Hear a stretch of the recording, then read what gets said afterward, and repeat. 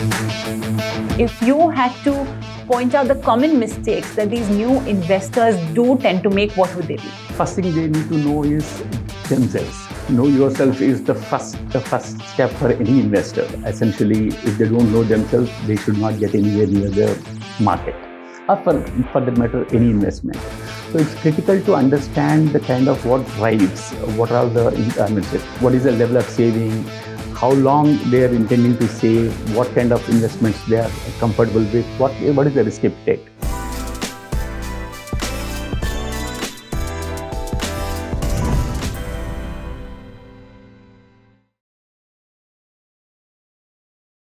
Hello and welcome to Market Pillars Uncovered, an educational series where we bring you insights from leaders who are shaping India's financial ecosystem. Our guest today is Mr. Ravi Varanasi. He's a partner at SPRV Consultants, but for a big chunk of close to 3 decades, he has played a major role in India's #1 exchange, NSE. Precisely speaking, 27 years. He served as Group President and Chief Business Development Officer. Today, Mr. Varanasi is going to be sharing insights on the key red flags that every investor must watch out for, how exchange surveillance systems work, what are some dubious intermediaries, how should you spot them and stay away from them, and also best investment practices that every investor, new or experienced, must adopt. Mr. Varanasi, thank you so much for joining us on Money TV. Thank you very much. 27 years at NSE. I must say that's a really long and illustrious career. Absolutely.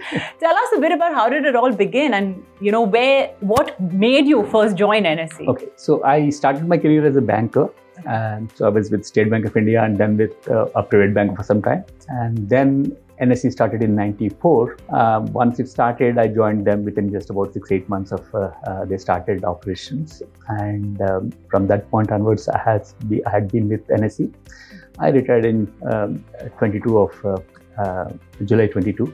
So essentially, I spent my time building NSE. Essentially, we were part of the core team in a way that has built the exchange right from the scratch to #1 exchange in the world in terms of bringing in products, services, working with investors, working with intermediaries, bringing the technology, ensuring that Indian technology is the best in the world. Journey has been exhilarating in a way. And I've been very happy and very fortunate that I had been given this opportunity to spend time building one of the best institutions in the world.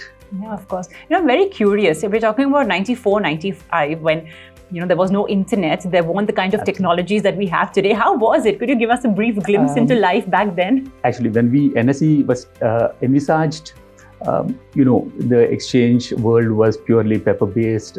There used to be a pit where people used to go and trade and all kinds of things used to happen. NSE was conceived as a completely electronic exchange. And when we looked around, how do we trade in a country like India, which is almost a subcontinental-sized country? The telecom infrastructure was terrible at that point of time. People used to wait for 15 years to get a telephone, forget about the data. Voice telephone itself was a hugely complicated exercise at that point of time. So we looked at the possibility of trading based on the terrestrial lines. It was in such a bad shape, so we thought exchange or continuous trading can never happen on terrestrial lines at that point of time. So we went to VSAT, basically very small aperture terminals. It is a satellite-based technology. So each broker used to have a small antenna on their top of their office, and we used to have a big antenna on our office. So essentially everything was satellite-based.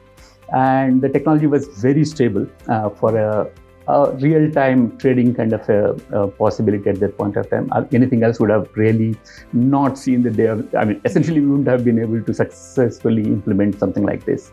So satellite came to our rescue and we were able to put it in place. And over a period, the broking community has kind of evolved and they understood the technology, they adopted the technology. And now possibly our brokers are at the cutting edge of technology across the world. I think they are one of the best in the world. Yeah, absolutely. And I think that's what's prompted the fact that we've come such a long way. It's encouraged so many young investors also to take the plunge because technology has made trading and investing in Indian markets so easy. Absolutely. So in the last 4-5 years, particularly since COVID, we've obviously seen a lot of new participants in the Indian equity markets. what has attracted them to the Indian markets? We know it, ease, simplicity, and of course the growth story. But I would like to understand from you, with your plentiful experience, if you had to point out the common mistakes that these new investors do tend to make, what would they be? First thing they need to know is themselves. Know yourself is the first step for any investor. Essentially, if they don't know themselves, they should not get anywhere near the market, or for that matter, any investment. So it's critical to understand the kind of what drives, what are the, what is the level of saving, how long they are intending to save, what kind of investments they are comfortable with, what is the risk appetite. Most people think risk appetite is boldness and stuff like this. It's not. Essentially, ability to take a loss and still be there. So supposing somebody invests and there is a 20-30% change in the market for whatever reason, geopolitical situation, anything can go wrong in this day-end world. So ability to take a loss and still be in the market. So there are now a number of tools available in the market, free tools on internet, with the brokerages, with research analysts and advisors. Do yourself a service by actually going through some of these tools, maybe 3-4 of them, not just one, and try and establish your risk appetite, your profile, and then decide where you should go. That's the first step. Know yourself is the first step before doing anything else in the market. So once you understand your goals and your capability to invest and capability to save in the first place, and the duration of saving, once that is in place, then one has to decide whether it is equities, whether it is fixed income, whether it is bonds, whether it is ETFs. So variety of investment opportunities are available today compared to about 20-30 years back. There was nothing at that point of time. So there is a huge amount of proliferation of products which is available. So once one is clear about as to what exactly should be the investment area where they want to get in, then the next steps should happen. So this is the first step for any new investor before even coming anywhere near the markets or saving or investment. So once that is done, then choose a broker, choose an advisor. Again, go with SEBI registered entities. So SEBI publishes, exchanges publish the list of all the brokers and intermediaries. Look at those lists, see what kind of complaints if there are any complaints against that particular broker or intermediary. There's a possibility that one can go to a broker for execution and possibly go to the same broker for advice, or you can do execution with the broker and go to advice for some other entity like a research advisor or investment advisor kind of a situation. So one has to decide what is the best way to do, whether execution alone is sufficient and research will be done by the investor himself or herself, or if some help is required, go back to the broker. In that case, you will have to take a full service broker or go to a research analyst or investment advisor. Those kind of decisions have to be taken. In both the cases, it is important to go to an entity which is registered with SEBI and exchanges and has very limited, there are no problems in terms of the past, in terms of complaints which are because exchanges are actually putting the number of complaints against each of these entities on their website. So see those things, decide what exactly, who should be supporting you. And then the other important thing is the technology. Go to a broker who has the technology, which is the best possible technology. Because on an online real-time kind of a world, if a technology fails of a particular brokerage, then the losses could be significant. So it's important to choose a broker whose platform offers all the facilitation as well as stability in terms of duration of trading. There should not be any problems. So those kind of issues have to be taken into consideration before deciding who should be the intermediary who is going to support that entity. Yeah. Do you think all new investors should start off by consulting a financial advisor? Need not necessarily. It all depends on how much of knowledge that investor has. Yeah. Nowadays, there is fair amount of knowledge available on the internet. Exactly, there are tools which are available. I don't want to take any specific names, but there are a number of tools which are available which provide a significant amount of research capabilities. Data is available. So if investor is knowledgeable, then he or she should try and do their own research. If they need expertise, it's better to go to a broker, full service broker, or a particular investment advisor. If a novice investor, better to go to an investment advisor so that they will get the right kind of advice. Again, choosing the advisor, first thing to avoid is if an advisor is offering a steady return or a surefire return, just stay away from that person. Nobody, not even Warren Buffett possibly could ever give a steady return and a confirmed return. So stay away from those kind of red flags. If somebody is giving too much of a rosy picture about the market or investments, stay away from that. And if somebody is giving a short return, stay away from that. Don't even go anywhere near that. And try and kind of ensure that the goals are set in such a way that markets are not where your money is going to double in 2 days. If you are looking at markets in that kind of a perspective, please don't come to markets at all.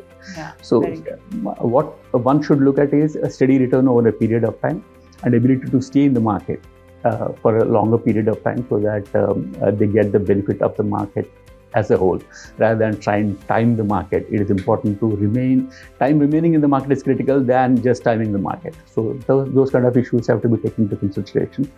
Markets are for long-term people, not for 2 days, 3 days. And most people do huge amount of research to buy a refrigerator or a television. Please do research before buying a stock. Otherwise, don't even buy. True. In fact, the late Mr. Rakesh Jhunjhunwala used to say that if somebody tells you that they know what the market is going to do tomorrow, either they are God or they are lying. So I think that summarizes the whole bit on people who tend to say that I guarantee certain returns. I think that's the biggest red flag and you must stay away from them. So step 1 is know yourself, like you mentioned. Step 2 is doing proper research with a broker, a financial advisor. Now, let's say somebody who wants to do research on their own because they have certain wherewithal. What do you recommend those investors' first step should be? How should they go about doing research? Subsequently, there is significant amount of, there are tools available in the market nowadays. There's so much of information available in the market. They could pick the right kind of, I don't want to really bring in any specific names, but there are enough research tools which are available which both combine data as well as information, and pick the right tool and then try and do the same own research in terms of understanding the stock, understanding the market at that point of time, and the context of the global geopolitical situations as well as economic situations is very critical. So get those, not only just researching the stock, get the background also, and then decide which way to go, whether stock by stock investment or going to mutual funds or ETFs or whatever is the.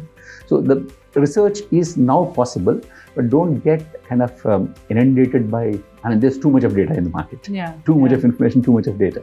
The ability to filter is very, very critical for those investors. If they're able to filter and get to the core, then self-research is the best rather than anybody else. True, very true, Okay, let's talk about some of those asset classes. You mentioned mutual funds. For example, we know more than enough about the different kind of categories within the entire basket of mutual funds as well. Could you tell us a bit about who should invest in mutual funds, the expertise level, the suitability of the different categories as well? So essentially, a first-time investor should preferably go into mutual funds and ETFs rather than getting into direct stocks because they may not fully understand. It is better to give it to a professional who knows the market and are capable of actually researching the market far more effectively than an individual. So it is always better for an individual investor, a new investor, to go to a mutual fund. And within the mutual fund, decide whether you want to go in for a passive fund or an active fund. That's the first distinction one has to make. Passive funds obviously will mimic the market essentially. There is no significant fund manager involvement in that. There's more of, it just replicates the market return or index, whichever index is the benchmark index. And active obviously will involve fund managers' capabilities and ability to do. There are obviously pricing differentials. And a passive fund will be exceedingly simple and very, very cost effective. But an active fund obviously will have a higher cost involved, AMC, and possibly will give a return. There are theories A lot of people think actually passive funds are best. Just put money in the passive fund or an ETF and then forget about it. Because over a period of 15, 20, 30 years, the returns will be usually market returns. There are very few people who can consistently beat market returns. Give that alpha. Yeah. So to that extent, once you do the research about the particular fund and fund manager, and if you're convinced that an active fund is actually going to give a better return, so then better to go in for an active fund. And again, do research about the fund house, fund manager, and the past performance, and all those things have to be taken into consideration. And based on your own know yourself kind of a scenario which has been done earlier, if you are a conservative investor, the best thing to do is to go for fixed income oriented funds and go into those kind of funds. There are a number of funds are available. If you're slightly your risk appetite is slightly more, then get into a combination of fixed income and equity kind of funds.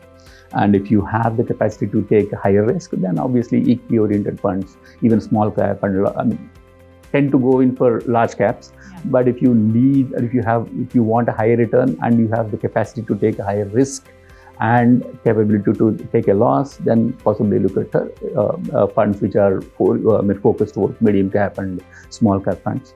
And if you are beyond that, better to go into your own investment, or AIFs are also available nowadays. A lot of alternative investment funds are in place. Depending on the risk profile, you decide which bracket you are going to be in and choose the right fund which matches your risk profile and ability to take the risk. Okay. So that's mutual funds, but there are some investors who want to directly invest in stocks. Correct. So if one has to research companies and potential stocks to invest in, what are some factors you'd recommend they look at before deciding that, okay, I want to invest in stock A or in stock B? So look at the business first, understand the business, what kind of modes the particular stock has, ability of brand equity and ability to differentiate its products over a longer period of time, and entry barriers, those kind of stuff. Identify companies which have a significant business potential which is consistent over a long period of time. So that is the first kind of thing. Second is obviously the management. Somebody actually said in India you invest in the management rather than the business, because some managers have the capacity to build large businesses and sustain businesses over a long period of time. So look at the management, their track record, their ability and their capability to carry out investments and then carry out businesses for a longer period of time. And then obviously the financial projections of that particular company itself. How did it do in the past? How is it doing now? What is the future prospects? And then the valuation. Obviously, a company, you might choose a company, but the valuation has already gone through the roof and the PEs are somewhere beyond expectation, and possibly all the future earnings have already been factored into the price. So again, look at the valuation and then decide, basically 3-4 factors together, decide what is the best set of companies which you want to invest in.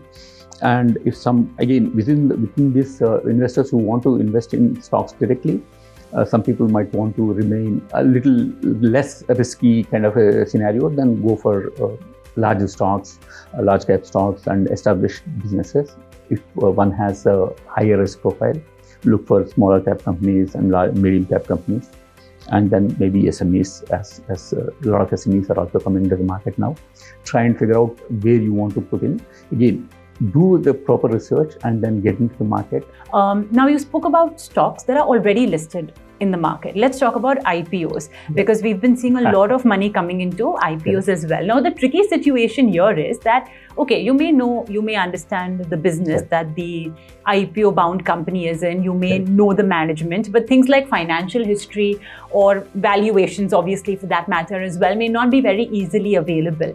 So how should one go about then when you're evaluating an IPO bound company? Okay, so DRHP has a wealth of information, a huge amount of information about the past as well as the projections which are available in the DRHP. So look at the DRHP, and if one doesn't have the capacity to understand DRHP in so much of detail, there are a few analysts who have been tracking IPOs only. There are sites and analysts who do that. Again, there are all kinds of gray areas in that, but look at again past performance and stuff like that. And most IPOs coming nowadays are fully priced at the time of IPO. Okay. So please don't look at listing day pops. It is past. Never look for listing day pop. Look for the business, look for a long time, and then get into the IPO. If you think the business has the potential, please stay invested. Let's talk about the fact that we have market intermediaries who are helping us and assisting us in executing our buys and sells in the market. And even for that matter, the listed company. So both the market intermediary and the company. If I, as an investor, have certain complaints, could you share with us what would be the correct process to raise a complaint? And also, what would you say those who are hesitant to take action despite the wrongdoing that's evident in front of them? Sure. The first thing is obviously to engage with the company or the intermediary and try and understand explain what's the problem, and the intermediary or the company would be able to sort out in most cases. If for whatever reason that doesn't happen, the next step obviously is the exchanges, go to the exchanges or the depository if it's a company related issue or a dividend related issue or corporate benefit related issue. This next step is obviously the market infrastructure institutions, either the exchanges or depositories or wherever that particular problem exists. And all of them have a reasonably strong investor redressal mechanism, both in terms of redressing based on the complaints which they have received. They have their own set of internal mechanisms by which they kind of get the brokers to respond to the queries raised and try and mediate and then try and settle the particular issue at the that level itself. If the problem persists, one way is to represent to SEBI also. There's a scores database which is available. Put the complaint into the scores, and SEBI again takes it up with the exchanges or the relevant intermediary. And if after all this thing also it is not sorted out, then there is an arbitration possibility within the exchange mechanism, where it's a semi-legal process. Again, an independent arbitrator is appointed. The complainant as well as intermediary can choose the arbitrator, and it's a semi-legal process. And then post which the arbitrator gives a decision in terms of a judgment kind of thing, based on which issues get settled. If all these things fail, then there are courts always. So essentially, since it's important to have the paperwork correct. Investors, most of the time, what they do is they don't keep their paperwork correct. When they execute transactions or deal with the intermediary, they don't keep anything with them. They kind of think that intermediary is keeping everything, I don't have to do anything, which is unfortunately not the right approach. Keep the paperwork proper, so that when there is an issue coming up, then everybody from exchanges to depositories to SEBI to arbitrator to legal process, everywhere paperwork is going to be insisted upon. If you don't have the proof of what you have done and what wrong was done by the intermediary or the company, if you don't have the paperwork, nobody will be able to help. So it's important to help yourself first by getting the right kind of documentation in place. Keep the documentation for whatever period. Once you are reasonably certain that that issue is no longer relevant, then you can take off the paperwork. But it's important to have the paperwork correct and relevant and available as and when you approach any authority for that matter. Okay. All right, I think these were definitely very interesting points and very actionable points as well that people should note. In fact, more often than not, if your paperwork is not right, it could elongate the entire process and lead to this entire feeling that, oh, why did I get into this? So if you have your paperwork in place, I think the entire process should become a bit more easier, or at least less cumbersome. Mr. Varanasi, I want to understand a little bit more about you now. You spent, like I mentioned, a better part of 3 decades at the NSE. Now, of course, you are a partner at a consultancy, so life hasn't stopped in any sense of the way. But I want to know, beyond NSE and SPRV, what is life like for you? What do you enjoy doing? I read a huge amount of books, movies and music. These are the 3 passions. So what's your favorite book, movie and song or artist? The latest one on the books was the latest one which I just read was The Optimist. It's a semi-official biography of Sam Altman, the OpenAI founder. I kind of do both fiction as well as non-fiction. So I do a lot of mystery books, all kinds of things. Literally, I read everything. Okay. So to that extent, Jan Grisham is obviously my favorite, yes, as well as authors are concerned. Movies, I have started with the parallel cinema, Satyajit Ray, Shyam Benegal kind of thing. But I watch almost everything. So again, I'm pretty eclectic about my mood preference also. Yeah. And music, I kind of do most classical, Carnatic as well as Hindustani, and fusion, which again, my favorites. Unfortunately, Ustad Zakir Hussain is no longer there, but Shakti, their band, John McLaughlin, Ustad Zakir Hussain, all these people, that the band is phenomenal. And then of the relevant ones which still are around, Indian Ocean, obviously. I like their music very, very much. They're very good. So as far as books and movies, the kind of filters you apply to the stock market, those are not applied in movies. No, it's completely eclectic. All right. Okay. Well, this has been a very insightful conversation. Thank you so much, Mr. Varanasi, Thanks for having me. It is great speaking to you. Thank you very much. Well, that brings us to the end of this episode of Market Pillars Uncovered. I hope you found it insightful and informative. And don't forget to hit the like button if you did. Subscribe to Money TV for more.